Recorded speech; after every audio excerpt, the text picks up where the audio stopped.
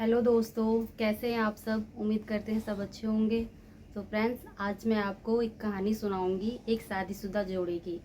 तो अगर आपको कहानी अच्छी लगे तो प्लीज़ वीडियो को लाइक करना, मेरे चैनल को सब्सक्राइब करना। तो चलिए चलते हैं, आपको कहानी सुनाते हैं।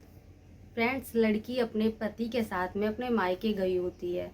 फिर अपने मायके से जब अपने ससुराल वापस लौट रही होती है तो अपनी माँ से मिलती है। तो उसकी माँ अपनी बेटी से कहती है, बेटी, मेरे दामाद को कभी कोई तकलीफ़ मत देना, उसे हमेशा खुश रखना, अपने परिवार को हमेशा खुश रखना, सबका ध्यान रखना, किसी को कोई तकलीफ़ मत देना जिससे तुम्हारे परिवार वाले तकलीफ़ में आ जाएं। ऐसा कहती है उसकी माँ। फ्रेंड्स, अक्सर हर माँ बाप अपनी बेटी को यही सीख देते हैं। कोई कोई माँ बाप होते होंगे जो अपनी बेटी को ये सब नहीं बोलते हैं, और या तो बोलते भी हैं तो उनकी बेटी नहीं समझती, वो लड़की के ऊपर की बात है। वरना सारे ही माँ बाप अपनी बेटी को यही बोलते हैं कि अपने घर परिवार का, अपने पति का हमेशा ध्यान रखना। ऐसा कहती है उसकी माँ अपनी बेटी से। बेटी कहती है, ठीक है माँ, मैं इन सब बातों का ध्यान रखूँगी।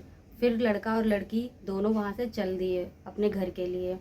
घर पहुँचकर, हाँ, लड़की ने ये सारी बातें सुन ली होती हैं। फिर घर पहुँचकर लड़का अपनी माँ से मिलता है तो बोलता है कि माँ, जब भी मैं अपने ससुराल जाता हूँ तो मेरी पत्नी से मेरी सास एक बात कहती है चलते समय कि हमेशा अपने ससुराल में सबका ध्यान रखना, मेरे दामाद का ध्यान रखना, उसे कोई तकलीफ़ मत होने देना, सबको खुश रखना।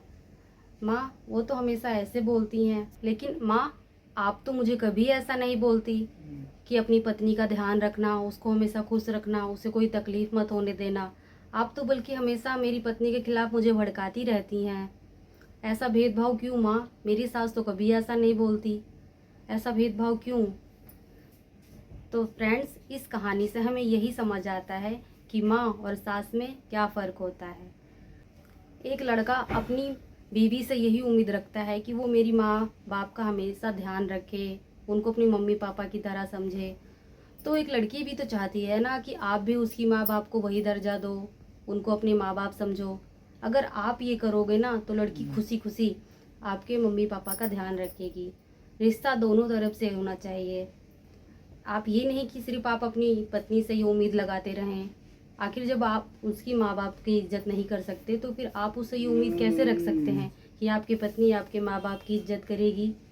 ऐसा नहीं होता है, दोनों को बराबर रिश्ता निभाना पड़ता है। तो फ्रेंड्स, अगर आप लोगों को ये कहानी अच्छी लगी हो तो एक कमेंट ज़रूर करें और वीडियो को लाइक करें और मेरे चैनल को सब्सक्राइब करें। तो मिलते हैं नेक्स्ट वीडियो में, तब तक के लिए बाय बाय।